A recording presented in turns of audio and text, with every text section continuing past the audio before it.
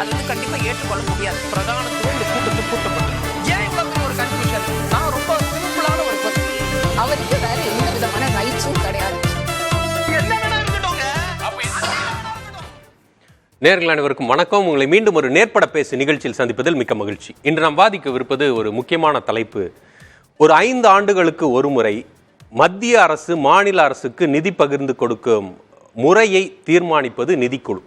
தற்போது 15வது நிதிக்குழு அறிவிக்கப்பட்டிருக்கின்ற அந்த நிதி பகிர்வில் தென் மாநிலங்களுக்கு மிகப்பெரிய இழப்பு ஏற்படுகின்றது. தென் மாநிலங்களின் நிதி வெகுவாக குறைக்கப்பட்டிருக்கின்றது. இது வட மாநிலங்களில் பின்தங்கிய மாநிலங்களுக்கு அதிகமான நிதி கொடுக்கப்படுகின்றது என்கின்ற ஒரு குற்றச்சாட்டு. கர்நாடகா, கேரளா போன்ற முதல்வர்கள் இதை எதிர்த்து, பொருளாதார கொடுமைக்கு எதிர்த்து, அதாவது பாரதிய ஜனதா கட்சி மத்திய அரசின் டைரனி, ஒரு கொடுங்கோன்மைக்கு எதிராக நாங்கள் போராடவிருக்கின்றோம் என்று சொல்லி கர்நாடக முதலமைச்சர் இன்று டெல்லியில் அவர் தலைமையில் போராட்டம் நடந்திருக்கின்றது. பினராயி விஜயன் அவர்கள் போராடவிருக்கின்றார், டெல்லிக்கு சென்று போராடவிருக்கின்றார். அதற்கு ஆதரவு தெரிவித்திருக்கின்றது தமிழ்நாடு. தெலுங்கானா முதல்வர் இத்தகைய ஒரு கோரிக்கையை எழுப்பியிருக்கின்றார். இதில் உண்மை நிலவரம் என்ன என்கின்ற கேள்வி ஒரு புறம். இப்படி பேசுவது என்பது இது பிரிவினைக்கு வித்திடுகின்றது என்று பிரதமர் நரேந்திர மோடி தொடர்ச்சியாக குற்றம் சாட்டியிருக்கின்றார். குறிப்பாக அவர் மாநிலங்களவையில் பேசிய பொழுது, மக்களவையில் பேசிய பொழுது 2 முறையும் தொடர்ச்சியாக காங்கிரஸ் கட்சி இந்த மாதிரியான பிரிவுகளை கொண்டு வந்து நாட்டை பிளவுபடுத்துகின்ற முயற்சியில் ஈடுபடுகின்றது என்று அவர் தெரிவித்திருக்கின்றார். உண்மை நிலவரம் என்னவாக இருக்கின்றது, இதுதான் பேசவிருக்கின்றோம். நம்மோடு இணைந்திருக்கின்ற விருந்தினர்களை தற்போது வரவேற்கலாம். திமுகவின் எஸ்கேபி கருணா அவர்கள், பாரதிய ஜனதா கட்சியை சேர்ந்த பேராசிரியர் கனக சபாபதி, அரசியல் விமர்சகர் திரு வே பொன்ராஜ் அவர்கள், பொருளாதார பேராசிரியர் திரு கே பிரபாகர் அவர்கள் மற்றும் பொருளாதார நிபுணர் திரு புகழேந்தி அவர்கள். அனைவருக்கும் வணக்கம். திரு பொன்ராஜ், உங்கள்கிட்ட தொடங்கிடலாம்னு நினைக்கிறேன். அடிப்படையில் தென் மாநிலங்களுக்கு பெரிய இழப்பு, எங்கள் காசை எடுத்து நீங்கள் வட மாநிலங்களுக்கு கொடுத்துட்றீங்க அப்படின்னு சொல்கிற ஒரு வாதம் நீண்ட காலமான வாதம். இது வந்து ஒரு அரசியல் வாதமாக இருக்கலாம், ஒரு மேம்போக்கான ஒரு வாதமாக இருக்கலாம். உண்மை நிலவரமும் அதுதானா? உண்மைதான். அது வந்து நீங்கள் வந்து டேக்ஸ் டெவல்யூஷனில் 41% 15th ஃபினான்ஸ் கமிஷன் சஜஸ்ட் பண்ணியிருக்காங்க. 42%, 41%, 14th ஃபினான்ஸ் கமிஷனில் 42% இருந்தது. 15th finance கமிஷனில் 41% குறைச்சிட்டாங்க. அதில் வந்து டேக்ஸ் டெவல்யூஷன் என்னென்ன பேசிஸில் கொடுக்குறாங்கன்னு சொல்லி ஒரு க்ரைட்டீரியாவை 15th ஃபினான்ஸ் கமிஷன் செட் பண்ணியிருக்கு. அந்த க்ரைட்டீரியா படி இவர்கள் கொடுக்குறாங்களா அப்படின்னா அது இல்லை. அதனுடைய அவுட்புட்டு பார்த்தீங்கன்னா ஒரு 4-5 க்ரைட்டீரியா இருக்குது. அந்த 5 க்ரைட்டீரியா படி இவங்க கொடுக்குறாங்களா அப்படின்னா that is vertical devolution, horizontal devolution, அடுத்து வந்து ரெவன்யூ டெஃபிசிட் இது கிராண்ட்ஸ் டு ஸ்டேட்ஸு, அடுத்து 4வது வந்து performance based incentive and grants to the states. இப்போ இந்த 4 வகையிலையும் இவங்க எப்படி கொடுக்குறாங்க அப்படின்னு நீங்கள் கணக்கெடுத்து பார்த்தீங்கன்னா, இந்த லேட்டஸ்ட் பட்ஜெட்டே நீங்கள் எடுத்து பாருங்களேன். எடுத்து பார்க்கும்போதும் என்ன தெரியுது அப்படின்னா, பாரதிய ஜனதா பார்ட்டிக்கு ஆளக்கூடிய ஸ்டேட்ஸ் அனைத்துக்குமே அதிகமான பெர்சன்டேஜ் கொடுத்துருக்காங்க. இதுதான் வந்து இந்த இடைக்கால பட்ஜெட்லேயே இருக்குது. இல்லை, அப்படி நீங்கள் சொல்கிறதுல 2-3 விஷயங்கள் இருக்கின்றது. ஒன்று, 42% 41% குறைச்சிட்டாங்கன்றீங்க. அதற்கு அவங்க சொல்ற காரணம் ஜம்மு காஷ்மீர் முதல்ல மாநிலமாக இருந்தது, இப்ப மாநிலமா இல்ல, அது வந்து சென்ட்ரல் பட்ஜெட்ல வருது, அதற்காக குறைச்சிருக்கோம். குறைக்கல, அதை மறுசீரமைப்பு செஞ்சிருக்கிறோம், அட்ஜஸ்ட்மெண்ட் பண்ணிருக்கோம்ன்றாங்க. ஒன்று. 2, நீங்க சொல்லக்கூடிய இது பாத்தீங்கன்னா பாஜக ஆளுகின்ற மாநிலங்களுக்கு தான் அதிகமா வந்திருக்குன்னு பாத்தீங்கன்னா அதுல பஞ்சாப் இருக்கு. பஞ்சாபுக்கு கிட்டத்தட்ட 13% மாற்றம் வந்திருக்கு, அதிகமாக கிடைக்குது. பஞ்சாப் வந்து ஆம் ஆத்மி கட்சி ஆளுது. இதுல வந்து நாகாலாந்து, மணிப்பூர், மேகாலயா, அருணாச்சல்ன்றது இந்த வடகிழக்கு மாநிலங்கள் தான் டாப் பர்ஃபார்மன்ஸா இருக்குது, அதாவது அதிகமாக கிடைத்திருக்கிற வாய்ப்பு அதுல பஞ்சாப் இருக்குது. அப்படி இருக்கும்போது நீங்க சொல்ற குற்றச்சாட்டு வந்து பின்தங்கிய மாநிலங்கள்னு பார்க்கணுமா, பாஜக ஆளுகின்ற மாநிலங்கள்னு பார்க்கணும்? பஞ்சாபுக்கு நீங்க சொல்ற கணக்கெடுத்து பாத்தீங்கன்னா 13% அதிகமாக கொடுத்துருக்காங்க போன வட்டத்தை விட நீங்க சொல்றீங்க. ஆனா பஞ்சாபினுடைய ஒட்டுமொத்த பர்சன்டேஜ் 1.8. அப்போ 1.8 13% அதிகம். 1.58 1.79 1.8 அவன் நீங்க ஜஸ்ட் நீங்க உத்தரப்பிரதேசத்தை பாருங்க, 17% எங்க, 1.8% எங்க. உத்தரப்பிரதேசத்துக்கு 17%, பஞ்சாபுக்கு வந்து 1.8%. அப்போ இது என்ன கணக்கு? அப்போ மக்களை வந்து திசை திருப்பக்கூடிய, பொய்யாக வழிநடத்தக்கூடிய செயலா இல்லையா அது? இப்படி பஞ்சாபுக்கு நாங்கள் கூட கொடுத்துருக்கோன்னு சொல்கிறது எப்படி ஏற்றுக்கிறது? நீங்கள் உத்தரப்பிரதேசத்துக்கு எவ்வளோ கொடுத்துருக்கீங்க? நீங்கள் பாருங்கள், பீகாருக்கு 10% இந்த வருஷம் கொடுக்குறீங்க. ஏன்? இப்போ நீங்கள் ஆட்சி அமைக்க போகிறீங்க, ஏன்னா நிதிஷ்குமார் வந்து உங்களுடைய சப்போர்ட் பிஜேபியினுடைய ஆதரவோடு ஆட்சி அமைக்கிறாரு. 10% இப்போ நீங்கள் அலாட் பண்ணியிருக்கீங்க. அப்போ நீங்கள் அடுத்து எடுத்துக்கோங்க. வேறு எங்கே இருக்குது? நீங்கள் ஒவ்வொன்றும் எடுங்க. மகாராஷ்டிரா 6.3%, ஒடிசா 4.5%, ராஜஸ்தான் 6%, தமிழ்நாடு 4.0%. அப்போ தமிழ்நாட்டிலையும் ஒரு சின்ன மாற்றம் இருக்குது. தமிழ்நாட்டிலையும் உயர்வு இருக்குது. 4% தான். 4.0லேருந்து 4.1 சொச்சம். அது நெக்லிஜிபிள். What is the 4.079? அப்போ 0.079ல் நீங்கள் என்னத்தை கிடைக்க போகுது? நீங்கள் அல்டிமேட்டாக நீங்கள் என்ன பார்த்தீங்க அப்படின்னா, தமிழ்நாட்டுக்கு கிடைச்சிருக்க தொகை 49,000 கோடி, உத்தரப்பிரதேசத்துக்கு கிடைச்ச தொகை 2,16,816 கோடி.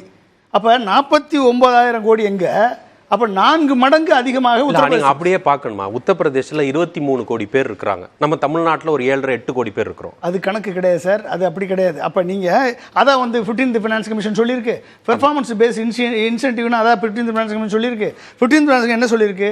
4 செக்டார், 4 தீம் கொடுத்துருக்கான். சோசியல் செக்டார், ஹெல்த், எஜுகேஷனில் நல்லா பெர்ஃபார்ம் பண்ணியிருக்காங்களா அப்படின்னா அவங்களுக்கு வந்து இவ்வளோ கொடுங்க.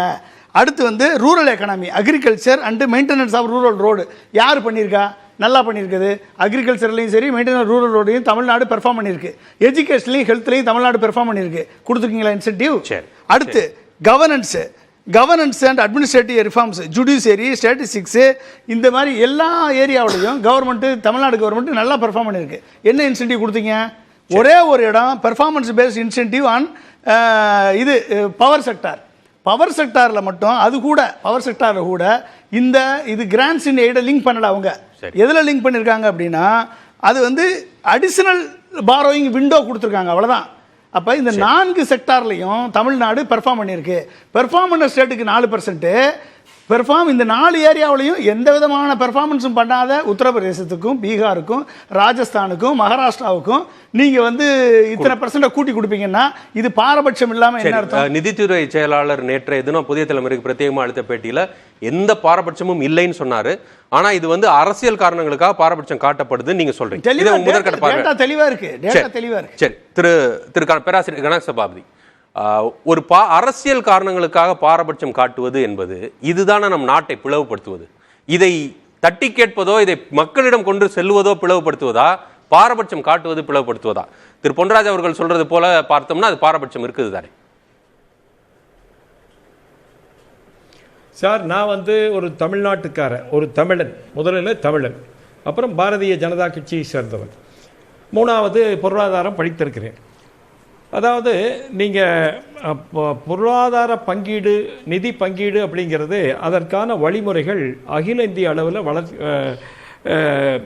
ஒரு வழிமுறைகளினுடைய அடிப்படையில் செயல்படுகின்றன. இதில் எந்த விதத்திலையுமே அந்த வழிமுறைகளை பாரதிய ஜனதா கட்சி அரசாங்கம் மீறுவதில்லை. உதாரணமாக நீங்கள் அடிக்கடி நம்ம தமிழ்நாட்டில் சொல்கிறது ஜிஎஸ்டி பற்றி சொல்கிறாங்க. ஜிஎஸ்டியில் நமக்கு தெரியும் 3 பிரிவு இருக்குது. அதில் மாநில அரசு கொடுக்கக்கூடிய ஸ்டேட் ஜிஎஸ்டி அப்படிங்கிறது ஒரு பகுதி. அதில் முழுக்க 100% மாநிலங்களுக்கு கொடுக்கப்படுகிறது. 2வது வந்து மத்திய அரசு கொடுக்கக்கூடிய சென்ட்ரல் ஜிஎஸ்டி அது இருக்குது. அது ஃபைனான்ஸ் கமிஷன், நிதி கமிஷன் எப்படி முடிவு பண்ணுகிறதோ அதனுடைய அடிப்படையில் அது கொடுக்கப்படுகிறது. 3வது வந்து இன்டர் ஸ்டேட் ஜிஎஸ்டி, ஐஜிஎஸ்டின்னு சொல்லுவோம். இந்த ஐஜிஎஸ்டி பொறுத்த வரைக்கும் இது பல மாநிலங்களுக்கு பிரித்து கொடுக்கப்பட வேண்டும்.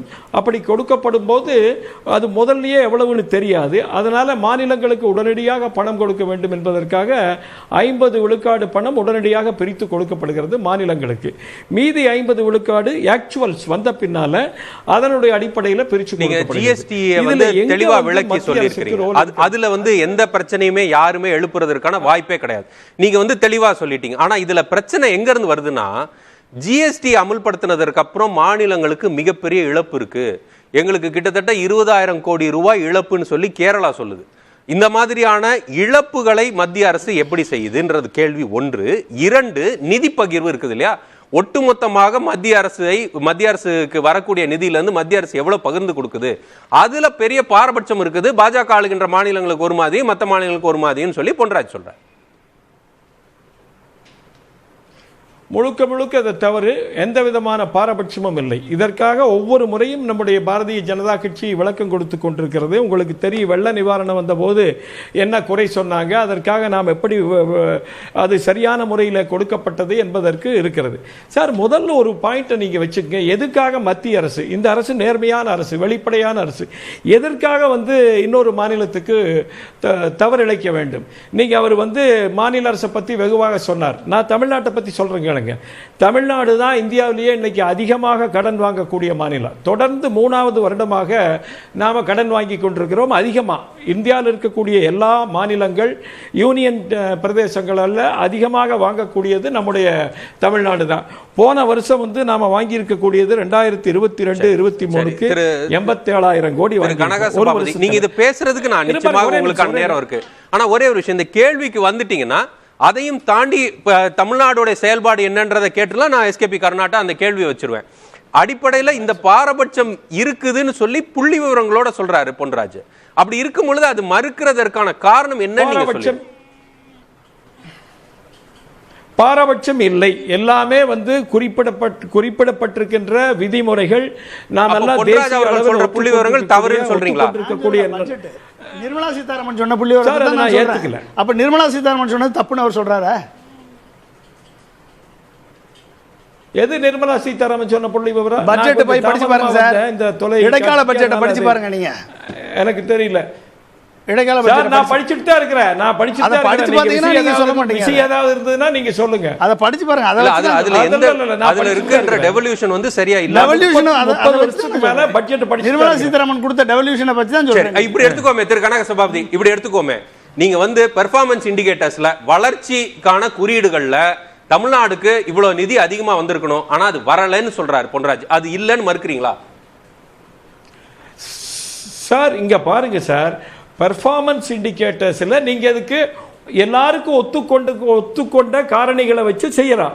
இப்போ உதாரணமா நம்ம மக்கள் தொகை அந்த கட்டுப்படுத்துவதில் நாம வெற்றிகரமாக செயல்படுத்தி இருக்கிறோம். அதுல நமக்கு நிதி அதனால கொஞ்சம் குறை. நான் ஒரு உதாரணம் சொல்றேன் கேளுங்க. இப்ப தமிழ்நாடு, ஒட்டுமொத்த தமிழ்நாடு எடுத்துங்க. நான் கோயம்புத்தூர் சேர்ந்தவன். நாங்க அதிகபட்சமாக தமிழ்நாடு அரசுக்கு வரி செலுத்தி கொண்டிருக்கிறோம். ஒட்டுமொத்த மேற்கு தமிழ்நாடு நீங்க கொங்கு மண்டலத்தை எடுத்துட்டீங்கன்னா நாங்க தான் 50% மேல வரி செலுத்தி கொண்டிருக்கிறோம். நீங்க சென்னைக்கு அதிகமா செலவு பண்றீங்கன்னு கேட்க முடியுமா? சென்னை நீங்க சென்னைன்றது நீங்க மற்ற எல்லாரும் சேர்ந்து கட்டமைப்பது தானே சென்னை. சென்னைன்னு ஒரு தனியா சென்னை இருக்குதா? சென்னைன்றது பூர்வகுடி மக்கள். சென்னை அவங்க சிறுபான்மையா இருப்பாங்க சார். அவங்க எல்லா ஊர்ல இருந்து சேர்ந்து வந்தவங்க தானே சார் சென்னை. அதே சார், நான் பேச்சுக்காக சொல்றேன். அதே மாதிரி தான் நம்ம தேசம். நாம் எல்லாரும் இந்த தேசத்தை சேர்ந்தவர்கள். அதுல வளர்ந்த மாநிலம் ஒன்று இருக்கு, வளராத மாநிலம் இருக்கு, மக்கள் தொகை அதிகமான மாநிலம் இருக்கு, குறைவான மாநிலம் இருக்கு, படிச்சவங்க அதிகமா இருக்கிற மாநிலம் இருக்கு, குறைச்சது இருக்கு. எப்படி தமிழ்நாட்டில் வெவ்வேறு மாவட்டங்கள் வேறுபடுதோ அதே மாதிரி தேச அளவிலும் மாறுபடுகிறது. நாம ஒரு கொள்கைன்னு வைக்கும் போது எப்படி மாநிலத்திற்கு வைக்கிறோமோ அதே மாதிரி தேசத்துக்கு வைக்கிறோம். நீங்க கோயம்புத்தூர்காரர், திருப்பூர்காரர் கேள்வி கேட்டா நாம பதில் சொல்ல முடியுமா? நாம் என்ன சொல்றோம்? இது தமிழ்நாடு, நம்முடைய மாநிலம், எல்லோரும் நம்முடைய மக்கள். அதுக்கு மாநில அரசு என்ன விதிமுறைகள் இருக்கிறதோ அப்படி செயல்படுகிறது. அதே மாதிரி தான் தேசம். இதுல நீங்க மாநிலத்தை பிரிச்சு பார்க்காதீங்க. இது ஒரு கூட்டு குடும்பம் சொல்லி சோமநாதன் அவர்கள் நேற்று சொன்னார். அப்படி இருக்கும்போது நீங்க எப்படி ஒரே குடும்பம், பாரத தேசம் என்பது ஒரே குடும்பம். சரி சரி. திரு எஸ்கேபி கருணா, ஒரு கூட்டு குடும்பத்துல ஒருத்தர் பின்தங்கி இருக்காருன்னா அவரையும் சேர்த்து இழுத்து கொண்டு வர வேண்டியது நமக்கு கடமை. உத்தரப்பிரதேச கொடுத்துட்டாங்க, பீகார் கொடுத்துட்டாங்கன்னா அவங்க பின்தங்கி இருக்கிறாங்க. அவர்களையும் நம்ம அளவுக்கு கொஞ்சம் அளவுக்கு தூக்கி விட வேண்டியது நம்மளுடைய பொறுப்பா இருக்கு. ஒரே நாடு. அப்படி இருக்கும்போது நம்ம பிரித்து பார்ப்பது சரியா அப்படின்ற கேள்வியை கனக சபாதி. 75 ஆண்டுகளுக்கு முன்பு திராவிட முன்னேற்ற கழகம் தோன்றியதற்கு மிக முக்கியமான காரணம் இந்த வரி பங்கீடு, இந்த அதிகார குறைப்பு. மாநிலத்துக்கு தொடர்ந்து அதிகாரங்கள் குறைக்கப்பட்டதும் வரி பகிர்வில் மிகப்பெரிய துரோகங்கள் இழைக்கப்பட்டது. அதனால தான் வடக்கு வாழ்கிறது தெற்கு தேய்கிறது என்ற ஒரு கொள்கையை முன்னிட்டு தான் திராவிட முன்னேற்ற கழக கட்சியை உருவானது. இப்போ இந்த நேரத்தில் 75 ஆண்டுகள் கழித்தும் நாம் இதை பற்றி பேசுகிறோம். இந்த தலைப்பு எனக்கு மிகவும் மனநிறைவை கொடுக்க வேண்டிய ஒரு தலைப்பாக இருக்குது. காரணம் என்னென்றால் 75 ஆண்டு காலம் கழித்தும் திராவிட முன்னேற்ற கழகம் தோன்றியதற்கு காரணம் அப்படியே இருக்கிறது என்பதை இந்த அரசியல் சூழல், இந்த பொருளாதார சூழல், முக்கியமாக ஒன்றிய அரசியலிருந்து எடுக்கப்படும் முடிவுகள் நமக்கு காட்டுகிறது. முக்கியமாக மத்தியில் கூட்டாட்சி, மாநிலத்தில் சுயாட்சி என்ற ஒரு கொள்கையை எங்களுக்கு வடிவமைத்து தந்த எங்கள் பேராசான் பேரறிஞர் அண்ணா அவர்களை இந்த நேரத்தில் நினைத்துக் கொள்கிறேன். இப்போது ஒரு பாஜக நண்பர் சொன்னார், வரி பகிர்வீடில் வெளிப்படையாக நாங்கள் தருகிறோம்னு சொல்கிறார். இப்போ இந்த கூட்டு குடும்ப விஷயத்துக்கு நான் 2வது பாயிண்ட்டாக வரேன். முதல்ல நான் ஒரு சொன்னேன், இந்த வரி பகிர்வில் இந்த 14வது நிதிக்குழு வரி பகிர்வை பற்றி பேசும்பொழுது இந்த வரி பகிர்வில் மத்திய அரசு ஒன்று என்ன பண்ணணும்னா அவங்களுடைய இதில் இருந்து 50% மாநிலங்களுக்கு பிரித்து தர வேண்டும். அவர்களுடைய ஒட்டுமொத்த வரி வருவாயில் சரி மாநிலங்களுக்கு கொடுத்த ஜிஎஸ்டியில் மாநிலங்களுக்கு கொடுத்த பங்கை போக ஒன்றிய அரசுக்கு பல்வேறு வகையில் வரிகள் வருகிறது. இந்த வரிகளில் 50% எடுத்து மாநிலங்களுக்கு கொடுக்க வேண்டும் என்பது யார் சொன்னது தெரியுங்களா? குஜராத் முதலமைச்சர், இன்றைய பிரதமர், அன்றைய முதலமைச்சர் திரு நரேந்திர மோடி அவர்கள் பேசினிருக்கார். 50% தர வேண்டும் என்று சொன்னவர், அவர் பிரதமரான பிறகு 41% 14th ஃபைனான்ஸ் கமிஷன் ரெக்கமெண்ட் பண்ணலாம், அதை 28% குறைத்தார். இன்னைக்கு ஏன் மக்கள் தொகை அடிப்படையில் நம்ம குறைக்கிறோம், ஏன் மக்கள் தொகை அடிப்படையில் நம்ம பேசுகிறோம், ஏன் நல்ல வெல் பர்ஃபார்மிங் ஸ்டேட்ஸுக்கு ஏன் பீனலைஸ் ஆகுது, எதனால் இந்த வரி பகிர்வை பற்றி நாங்கள் ஏன் கேட்குறோம்? உதாரணத்துக்கு கேரளா ஏன் கேட்கிறது? கேரளாவுக்கு எந்த விதத்துலையும் கேரளாவுக்கு ஒரு ஒட்டுமொத்த ஜிடிபியில் ஒரு 3% கடன் வாங்கலாம். ஒரு மாநிலங்கள் கடன் வாங்குறதை பற்றி அவர் பேசினார். கேரளாவில் 3% கடன் வாங்கலாம். ஆனால் கேரளா அரசு 3% கடன் வாங்கும் உரிமை 2% குறைத்து விட்டார்கள். அவர்களால் எந்த நலத்திட்டங்களும் செய்ய முடியல. இப்போ நமக்கு தமிழ்நாட்டில் கூட்டு குடும்பம் இது ஒரு நல்ல ஒரு இந்திய பாரம்பரிய குடும்பங்களில் ஒரு கூட்டு குடும்பங்களில் மூத்த மகனுக்கு ஒரு முக்கியமான பங்கு இருக்கிறது. மூத்த மகன் வருமானத்தை ஈட்டினாலும் பெரும் உழைப்பை கொடுத்தாலும் அந்த குடும்பத்தில் எல்லாமே எல்லாருக்கும் சேர்த்து சமமாக பிரித்து கொடுக்க முடியாது. அந்த வருமானத்தில் தான் தம்பி தங்கைகளை படிக்க வைக்க வேண்டும், கல்யாணம் பண்ண வேண்டிய இது மாதிரியான ஒரு மரபு இருக்கிறது. ஆனா இந்த மூத்த மகனுக்கு நீங்க ஓரளவுக்காவது சாப்பாடு போட்டு நல்ல சம்பாதிக்கிற பிள்ளைங்க ஓரளவுக்காவது நல்ல தன்மானத்தோடு வாழறதுக்கும் குடும்பத்தில் நல்ல மரியாதையும் நல்ல ஊட்டச்சத்தையும் கொடுத்தாதானே மேற்கொண்டு சம்பாதிக்க முடியும். நீங்க மேற்கொண்டு அதற்காக ஒரு தொட்டில் ஒருவேளை சாப்பாடு போட முடியுமா? நீங்க எல்லாத்தையும் பிரிக்கணும். சம்பாதிக்கிறவனுக்கு மரியாதை இல்லை. நமக்கு தன்மானத்தை விட்டு நம்ம கையேந்த கூடிய நிலைமையில் இன்னைக்கு நான் ஒன்றிய அரசு வைத்திருக்கிறது. இது நான் இந்த அரசு மட்டும் இல்லை, ஒட்டுமொத்தமாக டெல்லியில் இருக்கக்கூடிய எல்லா அரசுகளுமே மாநிலங்களை அணுகும்போது இது மாதிரி பிற்போக்கு பார்வையாக தான் பார்த்துக்கொண்டு இங்கிருந்து பார்க்கும் மாநிலத்திலிருந்து பார்க்கும்போது சரியா பாக்குறாங்க. நரேந்திர மோடி உட்பட அங்க போனதுக்கு அப்புறம் பார்வை மாறுது. இது பாஜக ஆட்சிக்கு வந்தவொடனே இந்த 10 ஆண்டுகளில் இது வெளிப்படையாக அப்பட்டமாக எதிர்க்கட்சி ஆளும் மாநிலங்களை பழிவாங்குகிறார்கள். இதை நாங்கள் புள்ளிவிவரங்கள் சொல்றோம், இல்லவே இல்லை. ஒரு நாட்டின் பிரதமர் சொல்றாரு, தெற்கில் இருக்கக்கூடிய தலைவர்கள் அல்லது முதலமைச்சர்கள் பிரிவினைவாதம் பேசுகிறார்கள். இன்னைக்கு பாஜக நண்பர் என்ன சொன்னாரு? ஸ்டேட்ல உட்கார்ந்து கோயம்புத்தூருக்கு நாங்க தானே வரி அதிகமாக கொடுக்குறோம். அவர் இங்க இவங்க பிரிவினைவாதம் பேசலாம்.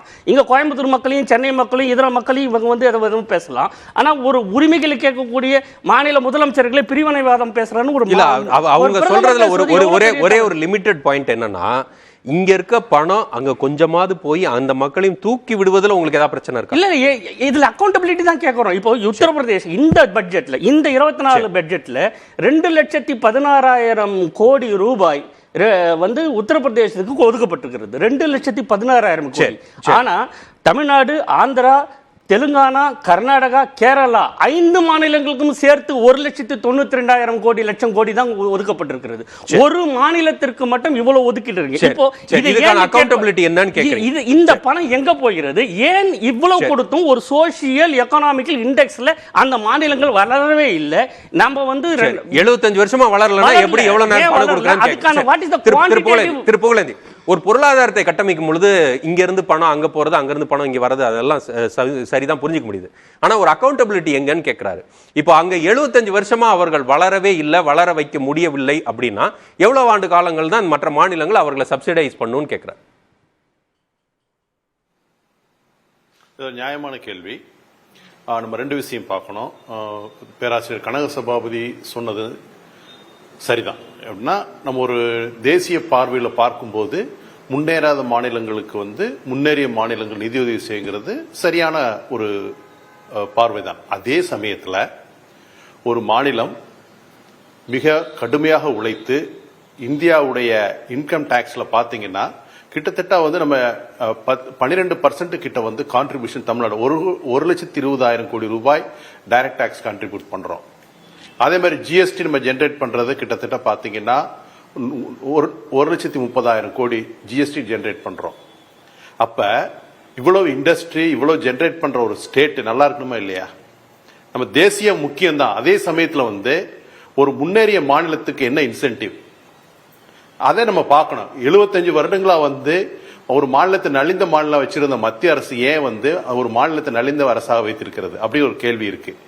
நாங்க ஹார்ட் ஒர்க் பண்ணதெல்லாம் வந்து எங்களுக்கு என்ன பலன்?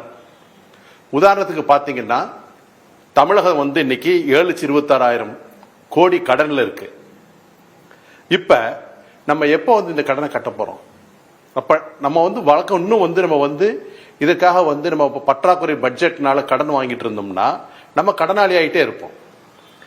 இன்னைக்கு தமிழகத்துல 2வது ஜிடிபி ப்ரொடியூஸ் பண்ற ஸ்டேட் வந்து தமிழ்நாடு. ஜிஎஸ்டியில வந்து நம்ம 4th நம்ம கான்ட்ரிபியூட் பண்றோம். ஆனா இந்தியாவிலே அதிகமான கடன் வாங்கின மாநிலம் தமிழகம். இல்ல இப்ப அந்த அதிகமான கடன் இல்ல மாநிலம் கடன் வாங்குறதுல ஒரு பிரச்சனை இருக்கு. கேரளா கடன் வாங்குறதற்கான அனுமதி இல்ல, நாங்க அடுத்த நலத்திட்டங்களை செய்ய முடியலன்னு சொல்றாங்க. தமிழ்நாடு கடன் அதிகமா வாங்கியிருக்கு, திருப்பி செலுத்த முடியாம இருக்கிறாங்களா? அதை சர்வீஸ் பண்ண முடியாம இருக்கிறாங்களா? வட்டி கட்ட முடியாம இருக்கிறாங்களா? அடுத்த கட்டத்துக்கு நகர முடியாம இருக்கிறாங்களா? அப்பதான் நம்ம குறை சொல்ல முடியும். நீங்க ஒரு பெரிய பொருளாதார வல்லுநர், உங்களுக்கு பொருளாதாரம் நிறைய தெரியும். உலகிலேயே அதிகமாக கடன் வாங்கிய நாடு வந்து அமெரிக்கா. கண்டிப்பா. அப்போ அமெரிக்கா வந்து கடன் வாங்கிருச்சு, அதனால அது பின்தங்கிய நாடுன்னு நம்ம சொல்லுவோமா? இல்ல, நீங்க 2 விஷயம் புரிஞ்சுக்கணும். அமெரிக்காவுக்கும் தமிழ்நாட்டையும் ஒப்பிட முடியாது. அமெரிக்காவுக்கு எப்பெல்லாம் பணம் வேணுமோ டாலர் பிரிண்ட் பண்ணி அனுப்புறாங்க. தமிழ்நாடு டாலர் மாதிரி ருப்பியை பிரிண்ட் பண்ண முடியாது. நம்ம அதை நீங்க புரிஞ்சுக்கணும். இல்ல நான் ஒருவேளை உதாரணம் கூட வேற மாதிரி கூட சொல்லிடலாம். நான் அமெரிக்கா வந்து டாலர் பிரிண்ட் பண்றாங்க, அது ஒரு நாடு, நம்ம ஒரு மாநிலம், அந்த மாதிரி கூட நான் போல.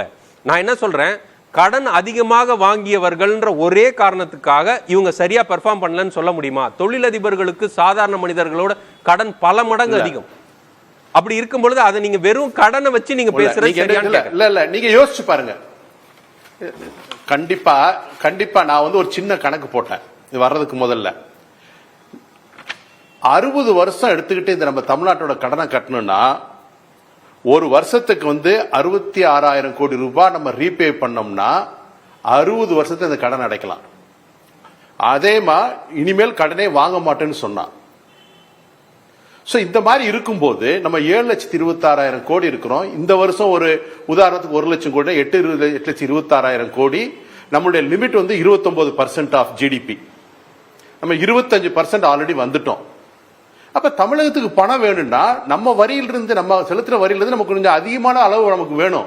அப்பதான் தமிழகம் சர்வைவ் ஆகும். சரி, கடன் தமிழ்நாட்டிற்கான நிதி ஆதாரங்களை பெருக்குவதற்கு மத்திய அரசு உதவி செய்யணும். வெறும் கடனை மட்டும் வைத்துக்கொண்டு நீங்க பொழைச்சுக்கோங்கன்னு சொல்லுவது சரியில்லைன்ற அந்த கோணத்துல உங்களுடைய வாதத்தை வைக்கிறீங்க திரு புகழேந்தி, சரிதானா?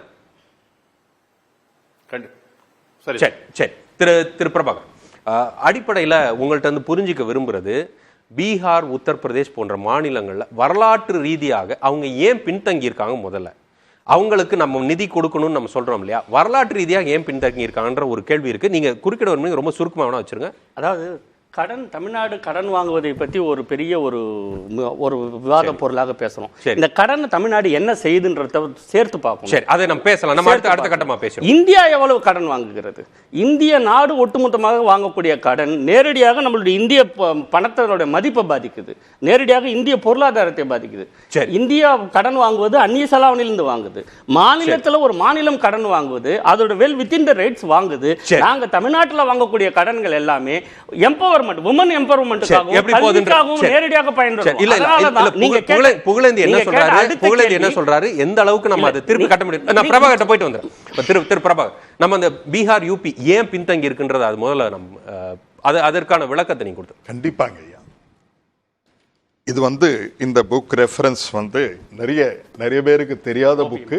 பட் ஸ்டில் ஓபியம் இன்கார்பரேட்டட்னு சொல்லி 1773 பீகார், உத்தரப்பிரதேஷ், வெஸ்ட் பெங்கால் இதில் இருக்கிற பீப்புளை எல்லாமே அவங்களுடைய ப்ரொடக்டிவ் இதிலிருந்து ஓபியம் ட்ரேடுக்கு தள்ளப்பட்டாங்க பிரிட்டிஷ் அரசினால. போதைப் பொருட்கள். ஏன்னா சைனாவிலிருந்து டீ இம்போர்ட் பண்ணிட்டு இருந்தாங்க. அதனால நிறைய பொருளாதாரம் அடிபட்டது பிரிட்டன்ல.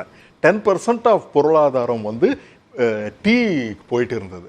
அதனால என்ன பண்ணாங்க, இந்தியாவில் ஓபியம் அவங்க கிட்ட இல்லை, இந்தியாவில் ஓபியம் ப்ரொடியூஸ் பண்ணி அதை ஸ்மகிள் பண்ணி அந்த ஸ்மகிள்லேருந்து வர பணத்தை தான் அவங்க வந்து ஓபியம் வார்ஸ்ன்னு கிரியேட் பண்ணாங்க. 200 வருஷமா நல்ல செழிப்பாக இருந்தவங்க எல்லாருமே ரொம்ப பாவர்ட்டியில் தள்ளப்பட்டாங்க 200 வருடங்களா. அந்த 200 வருடங்கள் ஆன பிறகு, நம்ம சுதந்திரம் வந்த பிறகு கூட அதே சிஸ்டம் தான் பீகார், உத்தரப்பிரதேஷில் எல்லாமே ஃபாலோ பண்ணிட்டு இருக்காங்க. பெருசாக இண்டிபெண்டன்ஸ் வந்ததுனால மாற்றங்கள் ஒன்றும் இல்லை. டோட்டல் ஃபெர்டிலிட்டி ரேட்டுன்னு ஒன்று இருக்கு. அது வந்து 3.1 பீகாரில், ஒரு பர்சனுக்கு 3.1, தமிழ்நாட்டில் 1.7. நம்ம இந்த total fertility rate, then number of children dying for 1000 mortality ரேட்டுன்னு சொல்கிறோம். அது கேரளாவில் 7, அமெரிக்காவில் 6. அப்போனா இந்த இண்டிசஸ் எல்லாமே இம்ப்ரூவ் பண்ணது யாருன்னா Tamil Nadu, Kerala, Karnataka, Andhra Pradesh to a large extend. இது எல்லாமே இம்ப்ரூவ் பண்ணுறதுக்கு லாங் டேர்மாக பிளான் பண்ணியிருக்கணும். 1970 ஃபார்ம் பண்ணிட்டு இருக்கோம். அதே மாதிரி இந்த பாப்புலேஷன் ஸ்டாட்டிஸ்டிக்ஸ் 1971 பேசிஸில் எடுக்கணும்னு சொல்கிறதுக்கு காரணமே, இந்த நிறைய பாப்புலேஷன் இருக்கிறவங்க நிறைய வாங்கிடுவாங்க பணத்தை, அதை இது பண்ணணும் சொல்லி 1971 பாப்புலேஷனை வச்சுருந்தாங்க. சரி, 2011 பாப்புலேஷனவே கொண்டு வந்தாங்க 15th ஃபைனான்ஸ் கமிஷனில். அப்போ சொல்லும்போது இந்த சீஃப் மினிஸ்டர்ஸ் எல்லாம் போய் ரெப்ரசன்ட் பண்ணும்போது, நிறைய பாப்புலேஷன் இருக்கிறவங்களுக்கு தான் இன்சென்டிவ் கொடுக்குறீங்கன்னு சொல்லும்போது, அவங்க ஒரு 6 மெத்தடாலஜியில் நமக்கு வந்து 6 பாயிண்ட் மெத்தடாலஜியில் கொண்டு வந்தாங்க. ஒன்று வந்து area, population, then distance of income. நம்ம ஹரியானாவிலேருந்து தமிழ்நாடு எவ்வளோ, அதுதான் டிஸ்டன்ஸ் ஆஃப் இன்கம். ஈகாலஜி, இது எல்லாமே 6 பெராமீட்டரை கொடுத்து, அந்த 6 பெராமீட்டரும் பாப்புலேஷன் பேஸ்டு பெராமீட்டராக தான் கொடுத்துருக்கு. இது வந்து ஸ்டாகரிங்லி இன்காம்பிட்டன்ட் மெத்தடாலஜி. சரி, இந்த நிதிக்குழுக்கள் வந்து இந்த நிதி பகிர்வு முறையே வந்து இன்காம்பிட்டன்ட், செயல்திறன் அற்றதுன்னு சொல்றீங்க. ஆமா, ஏன்னா அது வந்து பாப்புலேஷனை பேஸ் பண்ணி இல்ல, அதை நெகேஷன் பண்ணலாம்னு சொல்லி ஒரு ஃபார்முலாவை கொடுத்தது திருப்பி பாப்புலேஷன் பேஸ்லயே வந்துருச்சு. அதே மாதிரி சென்ட்ரல் ஸ்கீம்ஸ் வந்து 2022ல் 170, இப்போ ஸ்டேட்ஸுக்கு எவ்வளோ பணம் வருதோ 2.2 crores 2 lakh crores டிவால்விங் பண்ணுறாங்க. ஆனால் சென்ட்ரல் ஸ்கீம்ஸ் வந்து 173%, அப்படின்னா அப்ராக்சிமேட்லி 103.81 lakhs வந்து சென்ட்ரல் ஸ்கீம்ஸில் கொடுக்குறாங்க. சென்ட்ரல் ஸ்கீம்ஸ் பணம் எங்க? அது ஸ்டேட் பணம் தானே. சென்ட்ரல் ஸ்கீம் என்னன்னா ஸ்டேட் கவர்மெண்ட் பண்ணக்கூடிய வேலைகள், ஹெல்த், எஜுகேஷன், சோஷியல் வெல்ஃபேர், இது எல்லாமே ஸ்டேட் கவர்மெண்ட் பண்ணக்கூடிய வேலைகள். அது ஸ்டேட் கவர்மெண்ட்டுக்கு கம்ப்ளீட்டாக கொடுத்தோம்னா 1923லேயே there is a committee by Englishmen which அப்போதான் நமக்கு வந்து மத்தியான உணவு திட்டம் வந்திருந்தது. State and state are different in education. ஒரு சென்ட்ரல் பாலிசியை வச்சுக்கிட்டு we cannot. நீங்க சொல்றதுல 2 விஷயத்தை புரிஞ்சுக்கிறேன். ஒரு விஷயம், அந்த ஓபிஎம் போர், அந்த ஓபிஎம் காலகட்டத்திலிருந்து அவங்க பின்தங்கி அவங்க வறுமைக்குள்ள போயிட்டாங்க. பீகார், யூபி, வெஸ்ட் பெங்கால் போன்ற மாநிலங்கள், அதுல இருந்து இன்னும் மீண்டு வரலன்றது சொல்றீங்க. 2வது, மத்திய அரசு நிதியை வைத்துக்கொண்டு மாநிலங்களுக்கு கட்டளை இடுவது என்பது அந்த மாநில மக்களுக்கு சரியான புரிதல் இல்லாம போயிடும். அந்த மாநில அரசு தான் சரியா அவர்களை கட்டுப்படுத்த முடியும், கையாள முடியும்ன்றதை சொல்றீங்க. அதனால அவர்களால் செயல்பட முடியலன்னு சொல்றீங்களா மாநிலங்களுக்கு? அதுதாங்க ஐயா. இன்னொரு இம்பார்ட்டன்ட் திங்னா, இப்போ இங்கிலீஷ்மேன் எப்படி அவங்கள பேக்வர்ட் பண்ணாங்களோ அதே மாதிரி ஸ்டேட் கவர்மெண்ட் தமிழ்நாடு, கர்நாடகாவை பேக்வர்ட் பண்ணீங்கன்னா அதே நிலைமை நமக்கும் போயிடும். இப்போ வந்து நமக்கு ரோல் மாடல் யாருன்னா உத்தரப்பிரதேசா இருக்கக்கூடாது, நமக்கு ரோல் மாடல் வேற ஒரு கண்ட்ரி இருக்கணும். அதே மாதிரி இந்த சென்ட்ரல் கவர்மெண்ட் ஸ்டேட் ரிலேஷன்ஸ் வந்து ஈவன் அமெரிக்காலும் இருக்கு. எல்லா அமெரிக்கா, ஜெர்மனி, இந்த கண்ட்ரீஸ்ல எல்லாமே இருக்கு. இந்த கண்ட்ரீஸ் இது வந்து ஒரு பிரிவினைவாதம்னு நம்ம எந்த கண்ட்ரியுமே பார்க்கல. எல்லாருமே என்ன பார்த்தாங்கன்னா இந்த சதர்ன் ஸ்டேட்ஸ் வந்து நார்த்தர்ன் ஸ்டேட்ஸ்ல நிறைய ப்ராஸ்பரா இருக்கிறத let us help the others. இப்ப ஹெல்ப் பண்ற இது வேற, ஆனா ஹெல்ப் பண்ண முடியுமான்னா இட் இஸ் நாட் பாசிபிள். இவங்களுக்கும் அவங்களுக்கும் பெரிய வித்தியாசம் ஒன்றும் கிடையாது. அதனால வந்து 50% of GST in India is contributed by the 80% of the population. 1% of the top contributes 3% of GST. அப்போ வந்து மேக்சிமம் ஜிஎஸ்டி எல்லாம் இங்கவும் போரர் பீப்புள் தான் இருக்காங்க. நீங்க கொஞ்சம் டீஸ்டபிளைஸ் பண்ணிட்டீங்கன்னா இவங்களும் பீகார் மாதிரி ஆயிடுவாங்க. சரி, நீங்க திரு கனக சபாபதி, அதாவது தமிழ்நாடு, கேரளா போன்ற மாநிலங்களையும் நீங்க வந்து அவர்களுக்கான மரியாதையோ அவர்களுக்கான உரிமையை நீங்க கொடுக்கலன்னா இவர்களும் பீகார மாதிரி ஆயிட்டாங்கன்னா அப்புறம் நீங்க என்ன பண்ணுவீங்க அப்படின்ற ஒரு முக்கியமான கேள்வியை பிரபாகர் வைக்கிறாரு. திரு கனக சபாபதி, நல்லா வேலை செய்கின்ற ஒருத்தருக்கு இன்னும் அவருக்கு ஊக்கம் கொடுக்கணும், மரியாதை கொடுக்கணும் அப்படின்ற ஒரு பாயிண்டா எஸ்கேபி கருணா சொல்றாரு. பீகார் போன்று தமிழ்நாடு ஆயிடுற மாதிரியான நிலைமைக்கு நம்ம கொண்டு விட்டுறக்கூடாதுன்னு சொல்லி பிரபாகர் சொல்றாரு. நான் முதல்ல ஒரு விஷயத்தை சொல்கிறேனுங்க. நாம் வழக்கமாக பீகார் மாதிரி உத்தரப்பிரதேச மாதிரின்னு சொல்கிறோம், தயவு செஞ்சு சொல்ல வேண்டாம். எப்படி நம்முடைய தமிழ்நாட்டில் வெவ்வேறு மாவட்டங்களுக்கு ஒரு மாவட்டம் வளர்ச்சி அதிகமாக இருக்குது, இன்னொன்று வளர்ச்சி குறைவாக இருக்குது. காரணம் பல காரணங்கள், வரலாற்று காரணங்கள். அதே மாதிரி மாநிலங்கள்லேயும் அந்த மாதிரி இருக்குது. வட மாநிலங்களில் வந்து அவங்க படையெடுப்புகளால் ரொம்ப பாதிக்கப்பட்டன, இஸ்லாமிய படையெடுப்புகள். அதனால் அவர்களுக்கு பல காரணங்களால வளர்ச்சி குறைவாக இருக்கிறது. அது நீங்கள் உத்தரப்பிரதேசத்தை பற்றி நண்பர் புகழேந்தி கூட சொன்னார். இப்போ உத்தரப்பிரதேசம் வந்து தமிழ்நாட்டை பின்னுக்கு தள்ளிவிட்டு இந்தியாவினுடைய 2வது பெரிய பொருளாதாரமாக முன்னேறி இருக்கிறது என்று வந்திருக்கக்கூடிய எஸ்டிமேட்டுக்கு சொல்றது. இப்போ நாம் 3வது பெரிய பொருளாதாரமாக போயிட்டோம். அதனால பல மாநிலங்கள் அவர்களுக்கு என்று கொள்கையை வகுத்து உத்தரப்பிரதேசம் எல்லாம் பெரிய அளவு வளர்ச்சியை கண்டு கொண்டு போகிறது. இதில் முக்கியமான கருத்து என்னன்னு சொல்லிச்சிங்கன்னா, இப்போ திமுக நண்பர் சொன்னார், இது ஏதோ நாம் வந்து பிஜேபி அரசு வந்ததுனால ஓரவஞ்சனை, அப்படியெல்லாம் கிடையவே கிடையாது. முந்தைய நிதிக்குழு 32 விழுக்காடு பங்களித்தது. இப்போது 42 விழுக்காடாக மோடி அரசில் அது அதிகப்படுத்தப்பட்டிருக்கிறது. இப்போது 16வது அடுத்த நிதிக்குழுவுக்கான உறுப்பினர்கள், தலைவர்கள் எல்லாம் போட்டாச்சு. அவங்க 3 வருஷத்தில் அறிக்கையை கொடுக்க போகிறார்கள். 75 வருஷமா தொடருதுன்னு சொல்றாரு. அதுல பெரும்பாலான காலம் இவர்களுடைய கூட்டணி கட்சி ஆட்சி செய்தது. அதுல 16 வருஷம் இவங்க வந்து ஆட்சியில் இருந்திருக்கிறாங்க. அப்பெல்லாம் சரி பண்ணி இருக்க வேண்டியது இவர்களுடைய இது. நான் வந்து நாம ஃப்ரீயா அவங்களுக்கு கொடுக்கணும்னு கூட சொல்லல. நாம வந்து இந்த பங்கீடு என்பது அது வந்து அனைத்து மாநிலங்களாலும் ஒப்புக்கொள்ளப்பட்டு பொதுவான விதிமுறைகளினுடைய அடிப்படையில் நாம கொடுத்துட்டு இருக்கிறோம். இல்ல, இது அனைவரும் ஒப்புக்கொள்றாங்களா அப்படின்ற ஒரு கேள்வி நான் சொல்ல இல்ல. திரு கனக சபாபதி, இப்ப நீங்க வந்து ஜம்மு காஷ்மீருக்கு வந்து ஜம்மு காஷ்மீர் பின்தங்கி இருக்குது, அவர்களுக்கு வந்து நம்ம நிதி கொடுக்கணும், நிதி கொடுத்து தூக்கி விடணும் அப்படின்னு சொல்லும் பொழுது பிரதமர் நரேந்திர மோடி என்ன சொன்னாரு, அமித்ஷா அவர்கள் என்ன சொன்னாங்க, ஒரு 4 குடும்பத்துக்கு தான் போய் சேருது அந்த பணம் எல்லாம், ஜம்மு காஷ்மீர் வளர்ச்சிக்கு போய் சேரலன்னு சொல்றாரு. அதே மாதிரியான கேள்வி தான் எஸ்கேபி கருணா கேட்கிறாரு. என்ன கேட்கிறாரு, 75 வருஷமா தொடர்ச்சியா கொடுக்கின்ற பணம் எல்லாம் யார்கிட்ட போகுது, அதுக்கு ஒரு அக்கௌண்டபிலிட்டி கொடுங்கன்னு கேட்கிறாரு. ஸ்கூல் எஜுகேஷனை பத்தி சொல்லுங்க சார். இங்க பாருங்க, அது வந்து இதுவரைக்கும் அந்த ஆர்டிகிள் 370 பிரிவை நீக்க வரைக்கும் 4 குடும்பத்துக்கு தான் போச்சு. அது காங்கிரஸ் ஆட்சி காலத்தில் போச்சு. இப்போ அவங்களுக்கு எல்லாம் கூட்டணியாகத்தான் அவங்க இருக்கிறாங்க. அதை சரி செய்வதற்காகத்தான் இப்போது வந்து அதில் அந்த பிரிவினை எல்லாம் எடுக்கப்பட்டு, அந்த பிரிவு எடுக்கப்பட்டு இப்போது வளர்ச்சிக்காக போயிட்டு கொண்டிருக்கிறது. இப்போ நாம வந்து பங்கீடு அப்படிங்கிறது இந்த குழுன்னு வருது இல்லைங்களா, இந்த நிதிக்குழு எப்படி ஆரம்பிக்கப்படுது, இது வந்து கருத்து கேட்கு எல்லா மாநிலத்தினுடைய பிரதிநிதிகளும் சொல்லுவாங்க. எல்லாம் ஒப்புக்கொள்ளப்பட்ட முறையில் தான் இருக்குது. இதுல எதுலயுமே தமிழ்நாட்டுக்கு குறைவா கொடுங்க, தெற்கு மாநிலங்களுக்கு குறைவா கொடுங்க இல்ல அப்படி நடந்திருக்குன்னு சொல்லி பொன்ராஜ் சொல்றாரு.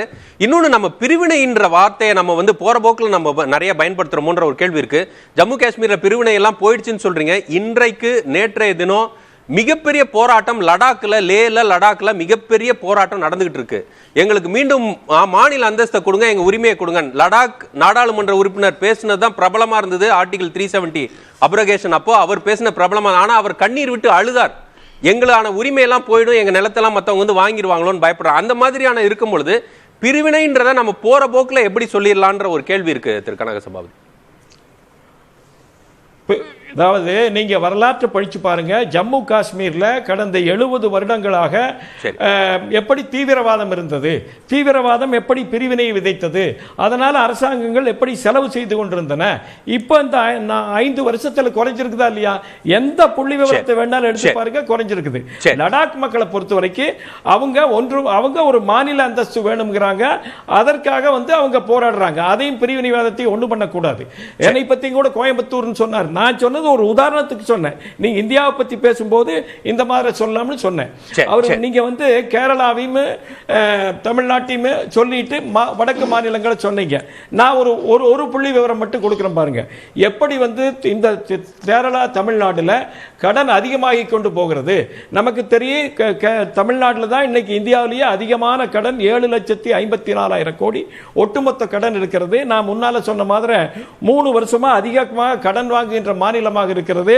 அதனால ஒவ்வொருத்தர் தலையிலையும் 2,63,000 ரூபாய் கடன் இருக்கிறது என்று நான் ஒரு புள்ளி விவரம் சொல்றேன் பாருங்க. கடன் அந்த மாநிலத்தினுடைய ஒட்டுமொத்த பொருளாதார மதிப்பில் எவ்வளவு சதவீதம் இருக்கிறது என்று சொல்லுகிறேன். தமிழ்நாட்டில் ஏறத்தாழ 28%, 27.7% debt to GDP ratio. Kerala 37.2%. இந்த ரெண்டு மாநிலம் அதிகமான கடன் நீங்க சொல்றீங்க. இந்த புள்ளி விவரம் நான் கேட்பேன்.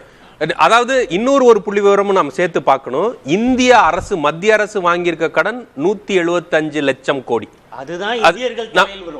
அதுவும் இருக்குது இல்லையா? அப்ப இந்திய அரசு சரியா செயல்படலன்றதை நம்ம சொல்லுவோமா? திருப்போன்ற நான் பதில் சொல்றேன். அதுக்கு நம்முடைய திமுக நண்பர் கூட கருணா கூட சொன்னாரு. நண்பர் கருணா சொன்னாரு, அதாவது இன்றைக்கு தெரியும், உலகம் முழுவதும் ஒற்றுக்கொள்ளப்பட்ட ஒரே விஷயம், சர்வதேச அமைப்புகள் அனைத்தும் சொல்லக்கூடிய ஒரே விஷயம், இருண்ட பொருளாதார சூழலில், உலக சூழலில் இந்திய பொருளாதாரம் தான் வெளிச்சம் தரக்கூடிய பகுதியாக இருக்கிறது. Bright spot, bright star. அதற்கு இரண்டாவது இடத்துல இருந்து வழிகாட்டுற தமிழ்நாடும் நீங்க சேர்த்தான பார்க்கணும். அதற்கான காரணமே நான் சொல்றேன் சார், நான் தமிழ்நாட்டுக்கார. தமிழ் நீங்க ஒரு பாயிண்ட் ஞாபகம் வச்சுக்கோங்க, ஏதோ நீங்க மட்டும்தான் தமிழ்நாடு இல்ல, நானும் தமிழன். திரு கனக சபாபதி, நீங்க தமிழன் மட்டும் இல்ல, நீங்க ஒரு இந்தியன் தான். நாம அதுதான் பேசணும். பீகாரும் உத்தரப்பிரதேசம் ஓபிஎம்னால பாதிக்கப்பட்டிருக்காங்க, அவங்களுக்கும் சேர்த்து தான் பேசுறோம். வெறும் தமிழ்நாட்டை பேசல. நாம் கேட்பது பிரிவினைன்ற போற போக்குல ஏன் பேசுறீங்க? கடன் தமிழ்நாடு மட்டும் ஏன் பேசுறீங்க? மத்திய அரசு ஏன் பேசுறீங்க? இல்ல நான் சொல்றது கேளுங்க. நம்ம பொருளாதார, இந்திய பொருளாதாரத்தை பொறுத்த வரைக்கும் வலுவான நிலையில் இருக்கிறது. அவர் அந்நிய செலாவணி பத்தி சொன்னார். $660 பில்லியன் அந்நிய செலாவணி நம்ம இந்தியாவில் இப்ப இன்னைக்கு இருக்குது. அதனால இந்திய பொருளாதாரத்தை பொறுத்த வரைக்கும் வலுவாக இருக்கிறது. தமிழ்நாடு பொருளாதாரத்தை பொறுத்த வரைக்கும் நமக்கு தெரியும், தமிழ்நாடு பொருளாதாரத்தை பத்தி நமக்கு தெரியும். 45,000 கோடி மது விற்பனையில வருது. நம்முடைய தமிழ்நாடு பொருளாதார மதிப்புல, மாநில பொருளாதார மதிப்புல 23-24% எதுல வந்துட்டு இருக்குது? மது விற்பனையில வருது. கேரளாவில் என்ன பாருங்க, கேரளாவில் வெளிநாட்டிலிருந்து வரக்கூடிய பணம் மது விற்பனையில வருது. இதுவா பொருளாதாரம் சொல்றாரு அப்படின்னா, GS Tamil Nadu dept to GDP ratio, Tamil Nadu dept to GSDP ratio 25.63%. இவர் சொல்றாரு. இந்தியாவுடைய டெப்ட் டு ஜிடிபி ரேஷியோ 82%. 82%. இப்போ யார் ஃபிஸ்கல் ப்ரூடன்ஸை ஃபாலோ பண்ணுறது? மோடியா, நிர்மலா சீதாராமனா, இல்லை தமிழ்நாடு நிதியமைச்சர் தங்கம் தென்னரசா? நீங்கள் யார் தலைமையில் ஃபிஸ்கல் ப்ரூடன்ஸ் நடக்குது? அப்போ இது ஒரு கேள்வி. சரி, இன்னொரு கேள்வி பாருங்கள், இன்னொரு வகையாக அதை பாருங்கள், இதை பெர்ஃபார்மன்ஸ் பாருங்கள். ஒவ்வொரு 10 ஆண்டுகளுக்கும் தமிழ்நாடு எடுத்துக்கிட்டிங்கன்னா 4 மடங்கு பொருளாதார வளர்ச்சி, 4 மடங்கு உயர்ந்திருக்கு தமிழ்நாடு. 1960 திராவிட கட்சிகள் எப்ப ஆரம்பிச்சிருக்கோ அப்ப இருந்து திமுக ரெண்டுமே 4 மடங்கு பொருளாதார வளர்ச்சி அடைஞ்சிருக்கு. யூபிஏ 10 ஆண்டு, என்டிஏனுடைய மோடியினுடைய தலைமையில் 10 ஆண்டு, மன்மோகன் சிங் தலைமையில் 10 ஆண்டு, ரெண்டு எடுத்து பாருங்க. ரெண்டு எடுத்து பார்த்தீங்கன்னா 60 ஆண்டு கால காங்கிரஸ் ஆட்சியில் மொத்த கடன் 50 லட்சம் கோடி. 10 ஆண்டு கால மோடியினுடைய ஆட்சியில் மொத்த கடன் தொகை 125 லட்சம் கோடி. ஸோ மொத்தம் 175 லட்சம் கோடி கடன் இன்னைக்கு இந்தியா. அப்போ டெப்ட் டு ஜிடிபி ரேஷியோ 82%க்கு போயிடுச்சு இந்தியா. இந்த நேரத்தில் பொருளாதாரம் எப்படி வளர்ந்துருக்கு அப்படின்னு நீங்கள் பார்த்தீங்க அப்படின்னா, யூபிஏனுடைய 10 ஆண்டுகளில் இந்தியாவுடைய பொருளாதாரம் 2.8 டைம்ஸ் வளர்ந்துருக்கு. அதாவது 600.6 ட்ரில்லியன்லேருந்து 2 ட்ரில்லியன் வரைக்கும் வளர்ந்துருக்கு 10 ஆண்டுகளில். இந்த மோடியினுடைய 10 ஆண்டுகளில் பொருளாதாரம் எப்படி வளர்ந்துருக்கு அப்படின்னா 1.7 டைம்ஸ் தான் வளர்ந்துருக்கு. அப்ப நீங்க எப்படி சரி, தமிழ்நாடு ஆனா நான்கு மோடி மடங்கு என்ன வளர்ந்திருக்கு. நரேந்திர மோடி அவர்கள் என்ன புள்ளி விவரம் கொடுக்குறாரு? யூபி ஆட்சி காலத்துல நம்ம 11வது இடம் ஜிடிபில இருந்தோம் உலக நாடுல, இன்னைக்கு வந்து 5வது இடத்துல இருக்கிறோம், நாம் கொஞ்ச நாள்ல 3வது இடத்துல போயிருவோம், நாம் வளர்ந்து கொண்டு இருக்கிறோம் சொல்ற புள்ளி விவரத்தை அவர் ஜெப்ட் ஜிடிபி ரேஷியோல நீங்க வந்து அது ஆட்டோமேட்டிக்கா இந்தியா பொருளாதாரம் வளர்ந்துக்கிட்டு தான் இருக்கு. நீங்க கடன் வாங்கி இந்தியாவுடைய எக்கனாமிக் கேப்பபிலிட்டியை குறைச்சிருக்கீங்க, வாங்கும் சக்தியை குறைச்சிருக்கீங்க. இது பேலன்ஸ் ஆஃப் பேமெண்ட்டை வந்து நீங்க $600 பில்லியன் தான் உங்கள்கிட்ட இருக்கு. சைனா 3 ட்ரில்லியன் வச்சிருக்கான். நீங்க அதாவதுங்க ஒரு உங்களுடைய பெர்ஃபார்மன்ஸ் வந்து அவுட்புட்ல வரணும்ல, ரியலிஸ்டிக் ஃபிகர்ல வரணும்ல. நீங்க இதுவரைக்கும் ஒவ்வொரு வருடம் கடந்த 10 ஆண்டுகள் எடுத்துக்கோங்க, நீங்க ஃபாரின் டைரக்ட் இன்வெஸ்ட்மெண்ட் வந்ததை விட இது ஃபாரின் ரெமிட்டன்ஸ், அதாவது வெளிநாட்டில் வாழக்கூடிய இந்தியர்கள் என்ஆர்ஐ கொடுத்த பணம் அதிகம். இந்த comparison of Uttar Pradesh and Bihar with others, இதுல முதல்ல இன்ஃபேக்ட் மார்டாலிட்டி ரேட். இது எதுக்குன்னா, உலகத்திலேயே ஹெல்த் பத்தி எந்த கண்ட்ரியாவது ஸ்டடி பண்ணும்போது இன்ஃபேக்ட் மார்டாலிட்டி ரேட்டை ஸ்டடி பண்ணுவாங்க. இன்ஃபேக்ட் மார்டாலிட்டி ரேட் எந்த கண்ட்ரியிலெல்லாம் அதிகமாக இருக்கோ அங்கெல்லாம் ரெவல்யூஷன்ஸ் நடந்திருக்குன்னு சொல்லி அமெரிக்காவுடைய ரிசர்ச்சில், அதனால தான் என்ன பண்ணாங்க, பாப்புலேஷன் கண்ட்ரோல் பண்ணுங்க நிறைய ப்ரெஷரைஸ் பண்ணாங்க. இன்ஃபேக்ட் மார்டாலிட்டி ரேட் உத்தரப்பிரதேஷில் பெர் 1000 இஸ் 43, 43. கேரளால 7ன்னு சொன்னீங்க. கேரளாவில் 7, அமெரிக்காவில் 6. அப்போனா ஆல்மோஸ்ட் இன்டர்நேஷனல் ஸ்டாண்டர்ட்ஸ் கேரளாவுக்கு வந்துருச்சு. தமிழ்நாடு 15. அதே மாதிரி அண்டர் 5 மார்டாலிட்டி ரேட்னு ஒன்று இருக்கு, அது கேரளாவில் 9, குஜராத்தில் 43, உத்தரப்பிரதேஷில் 44.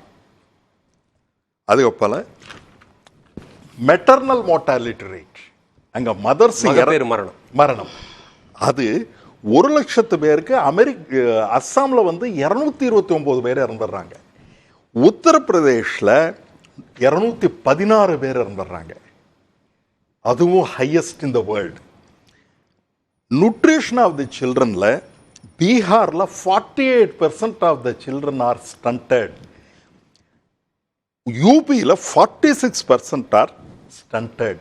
21 சில்ட்ரன் தான் 21 டேஸ்ல ரிஜிஸ்டர் பண்ணக்கூடிய பர்த் வந்து only 1/3 of the children are just registered, while தமிழ்நாடுல within 21 days almost 100% register பண்ணிடுறாங்க. பெட்ஸ் வந்து 10 லட்சம் பேருக்கு கர்நாடகாவிலும் தமிழ்நாட்டிலும் 1056 இருக்கு. உத்தரப்பிரதேசம் 333 இருக்கு. இப்போ உத்தரப்பிரதேஷ் பின்தங்கிய மாநிலம் அப்படின்னு சொல்லாம நம்ம உத்தரப்பிரதேஷ் பீகாரை என்ன சொல்றது? சரி, இவ்வளவு பணங்கள் தொடர்ச்சியாக போயும் அவங்க ஏன் முன்னேறலன்ற கேள்வியை முன்வைக்கிறீங்களா? டெஃபினட்டா. ஏன்னா வந்து கவர்னன்ஸ் அங்க என்னன்னா பேஸ்ட் ஆன் மஸ்குலர். சரி, அப்போ அந்த பணம் யாருக்கோ போகுதுன்னு சொல்றீங்க? யாருக்கு? சாய்நாத் சார் எழுதின புக்ல தாக்கேதார்ஸ் சொல்லுவாங்க. உத்தரப்பிரதேஷ்ல ப்ராஜெக்ட்ஸ் ஓடிக்கிட்டே இருக்கும். அந்த தாக்கேதார் contractors will get the money, they will be கவர்னன்ஸை முதல்ல இம்ப்ரூவ் பண்ணணும். அதே மாதிரி எஜுகேஷன் பாத்தீங்கன்னா கேரளால 96%, யூபியில் 73%. சரி, இப்படியான புள்ளி விவரங்கள் இருக்கு. இதுல இருந்து நம்ம புரிஞ்சுக்கிறது, அவங்களுக்கு பணம் கொடுக்காதீங்கன்னா சொல்ல, பணம் கொடுக்கறது சரியா பயன்படுத்துங்கன்னு தான் சொல்றோம். நம்ம நாட்டை பிளவுபடுத்தலன்ற வார்த்தை நீங்க முன்வைக்கிறீங்க இல்லையா? திரு ஒரு விஷயம், நீங்க வந்து காங்கிரஸ் ஆட்சி காலத்திலயும் சேர்ந்து இந்த பிரச்சனை இருக்குன்னு சொன்னீங்க. அப்ப நீங்க கூட்டணியில இருந்தீங்கன்றத கனக சபாபதி அதுக்கு சேர்த்து பதில் சொல்றேன். விரைவா சொல்றேன். நாம ஏதாவது ஒரு கேள்வி கேட்டா நம்ம நாட்டின் பிரதமர் குறைந்தபட்சம் ஒரு 77 ஆண்டுகளுக்கு பின்னாடி போய் நேருவை சொல்றாரு. ஆனால் ப்ரொஃபஸர் கனக சபாபதி சார் வந்து 400 ஆண்டுகளுக்கு பின்னாடி போய் முகலாயர் படையெடுப்பை கொண்டு வந்து கொடுக்குறாரு. நான் கேட்கறது ரொம்ப எளிமையான கேள்வி. வெளிப்படையான நிதி பகிர்வு இருக்குதுன்னு ப்ரொஃபஸர் சொன்னார். நான் என்ன சொல்கிறேன்னா, 14 ஃபினான்ஸ் கமிஷன் வந்து ரெக்கமெண்டட் வந்து 42% வந்து பர்சன்டேஜை வந்து மாநிலங்களுக்கு பகிர்ந்து கொடுக்க ரெக்கமெண்ட் பண்ணுது. பிரதமர் நேரடியாக தலையிட்டு 33% அதை குறைக்கிறார் என்று நிதி ஆயோக்கின் தலைவர் பிவிஆர் சுப்பிரமணியம் வந்து இப்போ சொல்லியிருக்கார். அதுக்கு எந்த பதிலும் வரல. அதை விட மிக முக்கியமான விஷயங்கள், நமக்கு கொடுக்கப்படுகிற எண்கள் எல்லாமே ஃபட்ஜ்டு, சித்தரிக்கப்பட்ட எண்கள். பட்ஜெட்டில் கொடுக்கக்கூடிய எண்களே வந்து சித்தரிக்க, நீங்கள் எடுத்து டேலி பண்ணீங்கன்னா டேலி ஆகாது என்பதை பிரதமர் அலுவலகத்தில் இருக்கக்கூடிய நிதித்துறைக்கு பொறுப்பாக மூத்த ஐஏஎஸ் அதிகாரி சொல்லியிருக்காரு. அதுக்கும் அவர்கள் இன்னும் பதில் வரல. சரி, இப்போ நான் முக்கியமான ஒரு குற்றச்சாட்டே வைக்கிறேன். கேட்குறேன். இப்போ கூட்டு குடும்பத்தில் வரக்கூடிய வரிகள் எல்லா வரிகளும் ஸ்டேட்ஸ் எல்லா வரிகளையும் பகிர்ந்து கொடுக்கணும். அதில் முக்கியமாக சவலை பிள்ளைகளுக்கு அதிகமான ஊட்டச்சத்து கொடுக்கணும். அதனால் வந்து பீகாருக்கு உத்தரப்பிரதேசுக்கு நிறைய வரிகளை கொடுக்குறோன்ற இந்த லாஜிக்கு கூட்டு குடும்பத்தை சொல்கிறாங்க. இப்போ நான் ஒரு கேள்வி கேட்குறேன். எல்லா பணமும் கூட்டு குடும்பத்துக்குள்ளே வந்தால் தான் அந்த சரியாக பகிர்க்க முடியும். கூட்டு குடும்பத்துக்குள்ளே சம்பாதிக்கிற யாராவது ஒரு அந்த வருமானத்தை கொண்டு வராமல் தனியாக அவர்கள் அக்கௌண்ட்டில் ஆரம்பித்து தனியாக பணத்தை செலவு பண்ணால் இது எவ்வளோ பெரிய மோசடி? அது ஒரு துரோகம் இல்லையா? அப்படிப்பட்ட ஒரு மோசடியை நான் இங்கே சொல்லி காட்டுறேன். நிதி மோசடி எங்கே நடக்குதுன்னா chess and surcharge. Chess and surcharge வந்து எந்த நிதி பகிர்வு ஃபார்முலாக்குள்ளேயும் வர்றது கிடையாது. யூபிஏ கவர்மெண்ட்டில் 10% இந்த சர்சார்ஜ் செஸ்ஸை வந்து 4 ஆண்டுகளுக்கு மட்டும்தான் வச்சிருந்தாங்க. 4 ஆண்டுகள் பிடித்து அது வந்து நீக்கப்படும் என்ற உறுதியோடு வைத்திருந்தாங்க. இன்னைக்கு 10% என்பது 28% உயர்த்தப்பட்டிருக்கிறார். பல லட்சம் கோடி ரூபாய் எந்த கணக்கிலையும் வராமல் நேரடியாக ஒரு அக்கௌண்டபிலிட்டி இல்ல.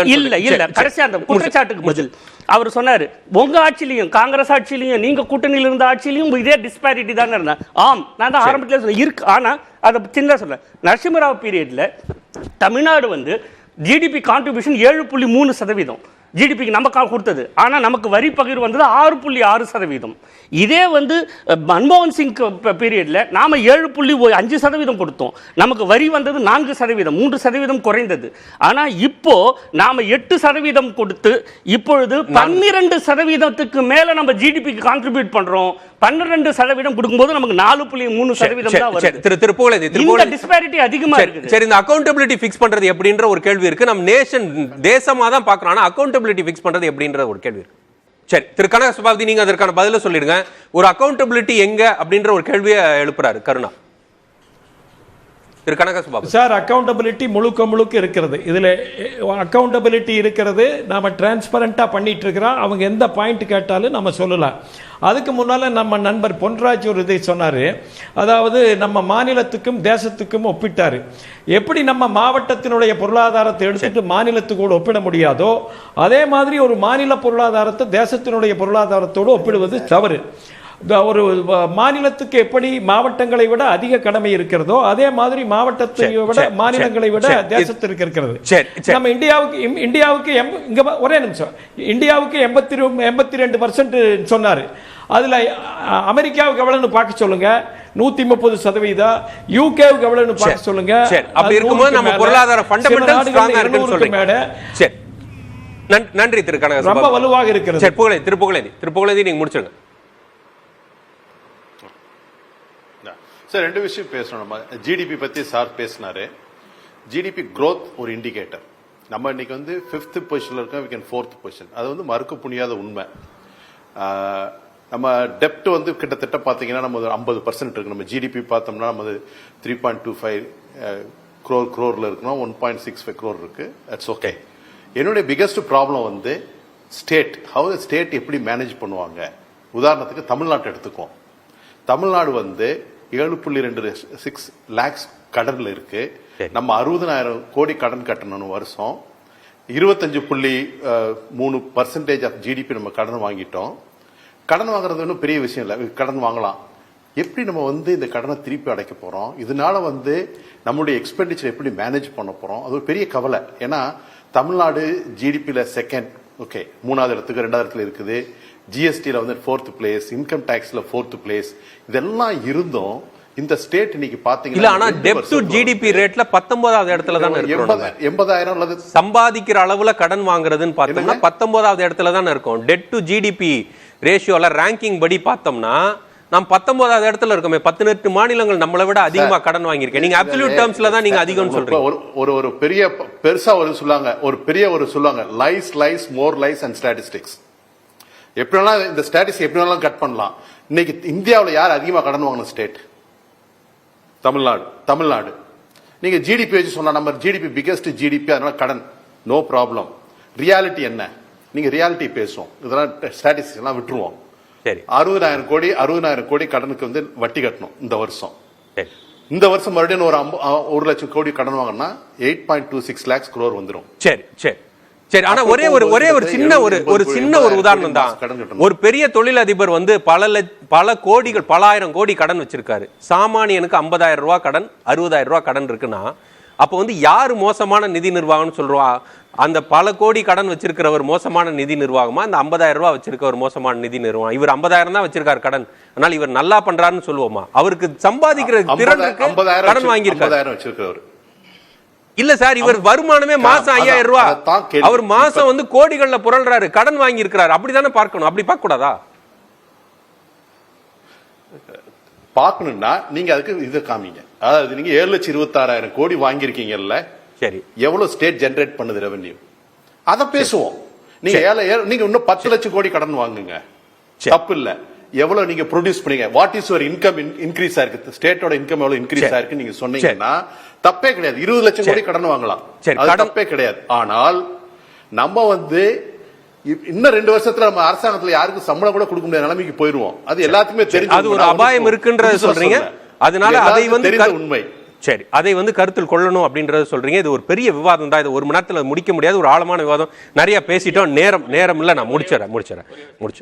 நாட்டின் பிரதமர் ஒரு மாநில முதலமைச்சர்களை பார்த்து பிரிவினைவாதிகள், நீங்கள் பிரிவினவாதம் பேசுகிறோம் சொல்வது மிகவும் மனதை வேதனைப்படைய வைக்கிறது. அவர் அந்த வார்த்தையை பயன்படுத்தி நிறுத்த வேண்டும்.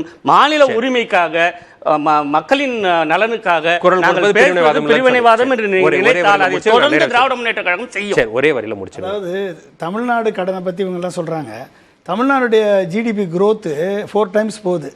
இந்தியாவுடைய ஜிடிபி growth உங்களால எழுப்ப முடியல, கடன் வாங்கி தான் வண்டியை ஓட்டிட்டு இருக்கீங்க. அப்ப அதனால வந்து பிஸ்கல் ப்ரூடன்ஸ் கரெக்டா ஒரு விஸ்வகுருவா இருக்கக்கூடிய பிரதமர், ஒரு உலகத்திலேயே பெஸ்ட் பிரைம் மினிஸ்டர் இல்ல பிரைம் மினிஸ்டர் இருக்க, ஃபாரின் ஃபைனான்ஸ் மினிஸ்டர் இருக்கவங்க 60% டெப்ட் ஜிடிபி ரேஷியோ மெயின்டைன் பண்ணியிருந்தாங்கன்னா இவங்க பெஸ்ட் பெர்ஃபார்மர்னு அக்செப்ட் பண்ணிக்கலாம். 82% வச்சுக்கிட்டு ஏன் சார் இப்படி சொல்றீங்க? நன்றி. நம்ம இந்த விவாதத்தை இன்னொரு தருணத்தில் தொடர்வோம். விருந்தினர்கள் அனைவருக்கும் நன்றி. மீண்டும் நிகழ்ச்சியை சந்திக்கலாம். நண்பர்களே, வணக்கம். ஏற்றுக்கொள்ள முடியாது. பிரதான